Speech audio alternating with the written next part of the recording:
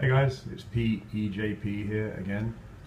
It's been a while since I did one of these videos. I've got some time to kill before going to watch the World Cup final, so I thought I'd quickly do an unboxing video. As I've said before, I really like these kind of things. Before I buy any watch, I'm always like looking for unboxing videos and all the details, because aside from just the watch, I love the whole process of buying it. I like finding one, I like negotiating, the packaging you get with it. I don't think I've ever bought a watch just by itself. I always go for boxes and papers and things because I just like it. It's just something I'm into. So today I thought I'd show you my IWC Big Pilot. Similar format to my previous two videos. I did a Rolex Submariner for you last time, and prior to that was my FP Journe Chronometer Blue. So yeah, here it is. This is the box for the Big Pilot. Pretty big, as you expect from a big watch. IWC always do pretty good packaging. So let's take a look at the watch. This is it. This is the model 5004, which isn't the current model. The current model is the 5009. I think they look identical. It's the winding stem. Apparently there's some issues with it with this model, so they modified it, improved it for the 5009.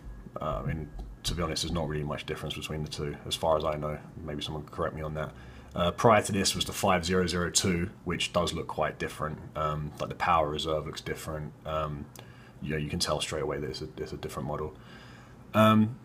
So yeah, this is the watch. As you can see, it's pretty big, it's chunky. It's a pilot's watch, obviously. Just going to put this to one side. You've got the big crown there, which is for when pilots had their leather flying gloves on. If they'd want to wind the watch, they needed a big crown that they can use, they can get hold of. The dial is really nice and clear. The bezel's really thin, so it kind of gives the watch like an imposing look, just because how much of the watch is dial. Let me move the box aside so we can get some more light here.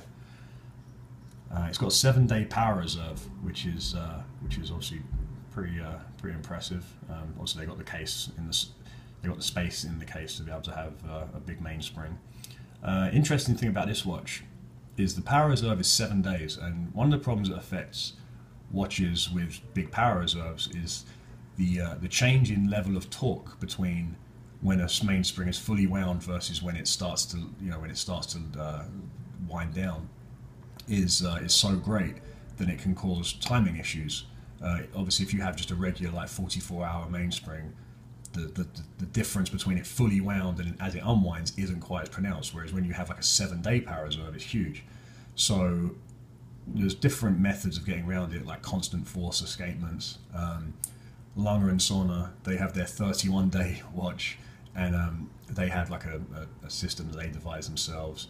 There's a fuse and chain, which is a way of delivering constant force to the escapement.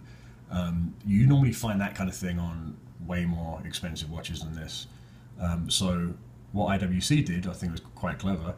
They just stopped the watch out after 168 hours. So it's a 7-day power reserve, but actually technically, the mainspring I think technically is almost an 8-day power reserve, but they can't guarantee the timing after 168 hours. So after 168 hours, the watch will just stop, which is kind of a novel way of getting around it. At least you know that it's always going to be accurate, or as accurate as a mechanical watch can be.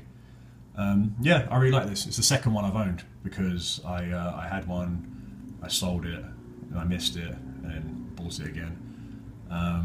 Got the riveted strap, which is kind of one of the hallmarks of this watch. Let me put it to one side here for a second and see what you get with the packaging. So nice white leather insert tray thing here. You get the IWC warranty card, which obviously is useful to have. Mine is completely unstamped because I think it was a grey market type of deal. There's the paperwork from when it was serviced by IWC. Inside here you have the cleaning cloth that comes with it, the link cleaning cloth. It's one of those things that, like, I never, they're functional things, but I never actually use them because I don't like to spoil them. So I just kind of keep it completely, you know, as it was when I got it.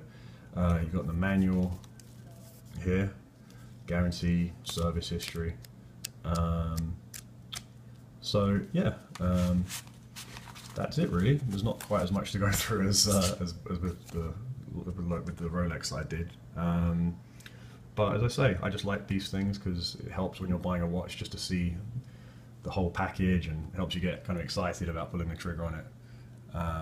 So any questions, let me know, and thanks for watching.